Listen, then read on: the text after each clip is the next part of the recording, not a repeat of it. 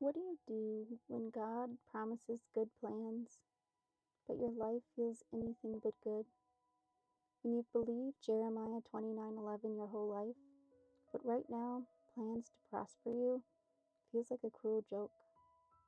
You're not alone in this disconnect, and your disappointment doesn't disqualify you from God's presence. Maybe you're facing a challenge that won't resolve, had a diagnosis that changed everything. Maybe you're experiencing financial strain that's lasting and won't give up. Perhaps your marriage isn't healing despite counseling and prayer. And somewhere in the back of your mind, there's that verse you've heard your whole life. I know the plans I have for you, plans to prosper you and not to harm you. But here's what's happening. You're living in what feels like harm. And the Christian culture around you keeps promising that faithfulness equals blessing, equals a comfortable life. So when your life doesn't match that formula, you're left wondering, did I miss God's plan? Am I being punished? Or worse, is this what God calls good? This disillusionment is real, and it matters. Because when God's promises seem to contradict your reality, it shakes everything. But what if we've misunderstood the promise all along? Let's listen to Jeremiah 29:11 in its actual context, because this changes everything. For I know the plans I have for you, declares the Lord, plans to prosper you and not to harm you, plans to give you hope and a future. Here's what most people don't realize. The prophet Jeremiah wrote this letter to Jewish exiles who had been forcibly removed from their homeland and taken to Babylon. They were living in captivity. Their city had been destroyed. Their temple was gone. They'd lost everything. And God wasn't writing to tell them, don't worry, I'm getting you out of this next week. He was writing to tell them they'd be there for 70 years. 2 full generations would live and die in exile before restoration came. So when God says plans to prosper you, He's not promising comfortable circumstances. The Hebrew word for prosper is shalom. It means wholeness, completeness, peace in the midst of hardship. It's not material blessings. It's His presence sustaining you through prolonged difficulty. The promise is that God is with you in the hard times, that He hasn't abandoned His purposes for you, and that hope, real lasting hope, is still yours even when the road is long. Have you thought that your disappointed expectations disqualify you from God's love? You don't have to pretend your life matches the promise. God doesn't require you to fake gratitude for circumstances that hurt. He's not afraid of your disillusionment. His good plans were never about giving you the life you've pictured. They're about giving you Himself, His presence in the exile, His peace in the chaos, His hope when nothing makes sense. Jesus came for the disillusioned, not the put together, for those whose faith feels broken, not those who have figured it out. So bring your disappointment, bring your anger, your confusion. God's big enough for your honest heart. Type amen below. Let's bring this gap between promise and reality, between what we expected and what we're living, to the one who never promised easy, but did promise present. Father, we come to you with disappointed hearts. Lord, we come to you with the weight of disillusionment. We held on to your promise of good plans, but our lives feel anything but prosperous right now. We're living with challenges that won't resolve, circumstances that won't change, timelines that stretch far longer than we ever imagined.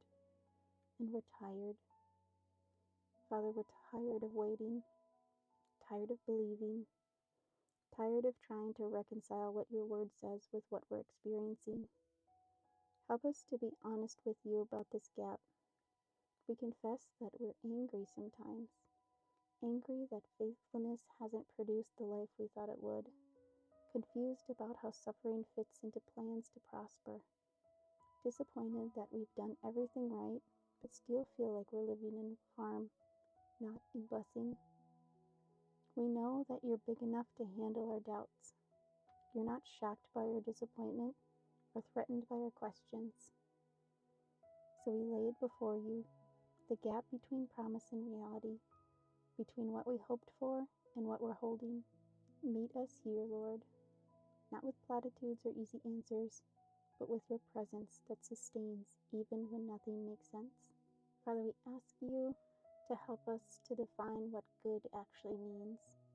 We've been measuring prosperity by comfort, success, and circumstances working out, but you measured prosperity by your presence with the exiles. Emmanuel, God with us, even in Babylon. Teach us that your good plans don't mean an easy life. They mean a purposeful one. That prosperity isn't the absence of hardship. It's the wholeness in the midst of it. That hope isn't circumstances finally aligning. It's your faithfulness outlasting our disillusionment. Lord, we confess we believed a version of your promises that you never actually made. Christian culture told us that faithfulness equals blessing, that equals comfort. But you told the exiles to build houses in Babylon, to plant gardens, to settle in for the long haul, because your plan included the exile, not just the rescue from it. Reshape our expectations, Father. Help us to see that you're not absent in the hard seasons, you're present in them. That the plan to prosper us might include desert roads, but it always includes you walking them with us. Give us grace to trust that your good is bigger than our definition of good, and that your timeline is longer than we want, but exactly what we need. Lord, we ask for hope that can outlast prolonged difficulty, not the shallow hope that says it'll all work out soon, but the deep hope that says God is faithful even when it doesn't make sense, even if it doesn't work out soon. Help us to remember that Jeremiah's promise was given to the exiles, not as a prevention of exile.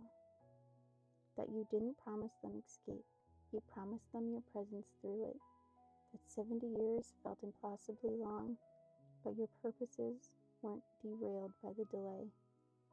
Give us the courage to live fully in this season, even when it's not the season we wanted. To build our houses here, to plant our gardens, to invest in today when we are longing for tomorrow. To stop putting life on hold, waiting for the circumstances to improve, and instead find you right here in the middle of what is. We know that you're writing a story bigger than we can see from this chapter.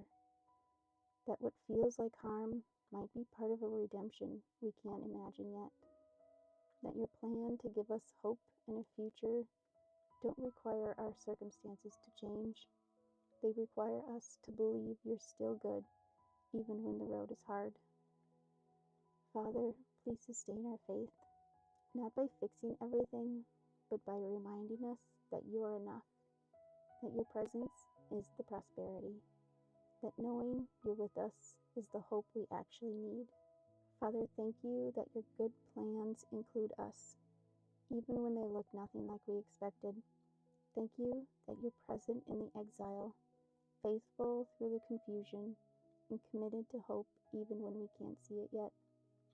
We trust you, not because our circumstances make sense, but because you've proven yourself trustworthy even when they don't. Walk with us through this long road. Remind us daily that you are enough. We pray these things in Jesus' name. Amen. It's okay to be disappointed with how different this looks. Jesus meets you right there, in the gap between promise and reality, and he's enough. I hope this prayer brought you some comfort today. Let me know if it resonated with you. I'll be praying for hope to be redefined in your heart today.